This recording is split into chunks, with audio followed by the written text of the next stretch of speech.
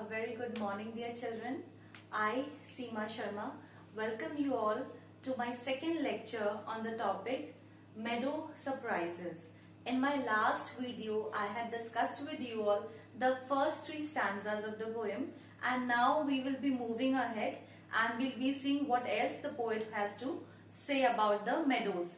Once we'll just quickly revise that we did in the last video. So in the last video, we had come to know that the poet is asking us to explore the meadows. He's asking us to notice the things present in the meadow, and he's making a mention about the butterfly sucking nectar. He's making the mention of rabbit being present amongst the meadows. He is asking us to notice the brook that is flowing, and we should hear the sound of flowing water, which is quite pleasing.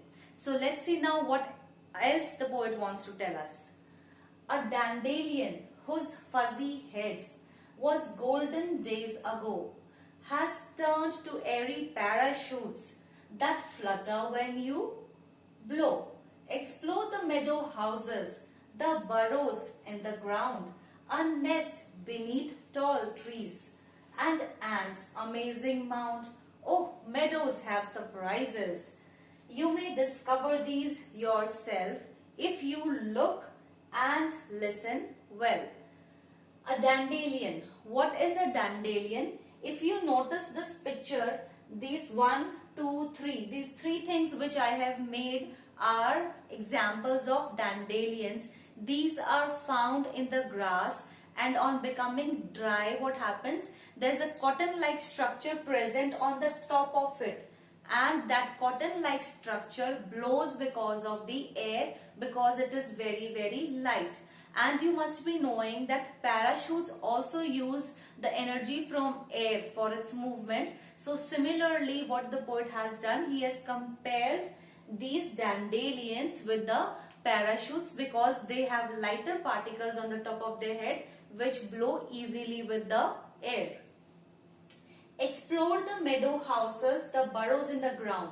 So what the poet is telling us, that the meadows, the grasslands, the grasses where trees are there, grasses are there, flowers are grown, these are the houses also for several insects as well as animals. In the previous stanzas, he had discussed already about the butterflies and about the rabbit. Again, he is making a mention of burrows. So what is a burrow?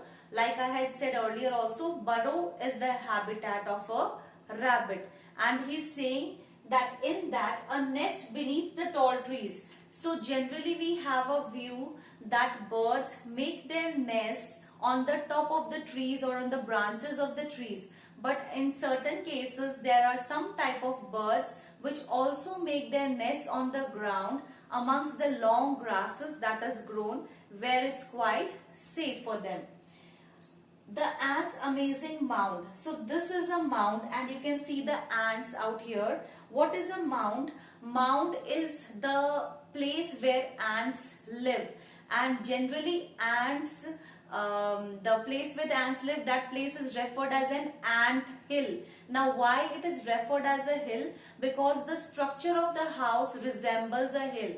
But generally if you will see a mountain or a hill, say for example this is a hill, we see that it has a pointed structure.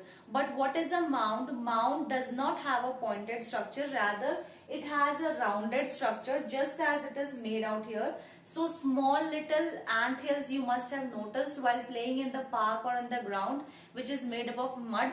So he is saying that these meadows are also the houses of various animals and insects like the rabbits, the ants, etc. Oh, meadow have surprises and so many things to tell.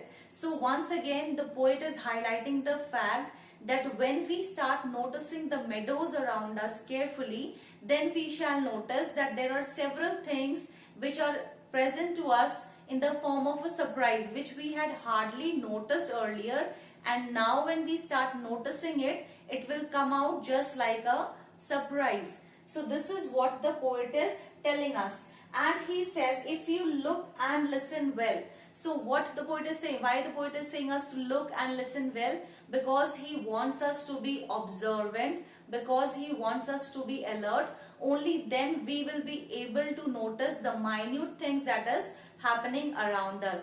And what do you think is the motto of the poem, or why the poet has chosen the meadows as the topic of his poetry? Because he wants to highlight the fact that we should be paying attention to the natural beauty around us, because natural beauty is kind of a gift for our senses.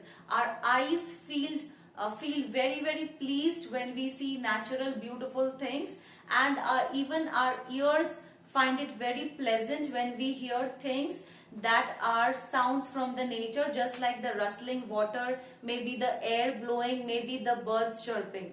So we should notice the nature around us. I hope I have been able to clarify this poem very well.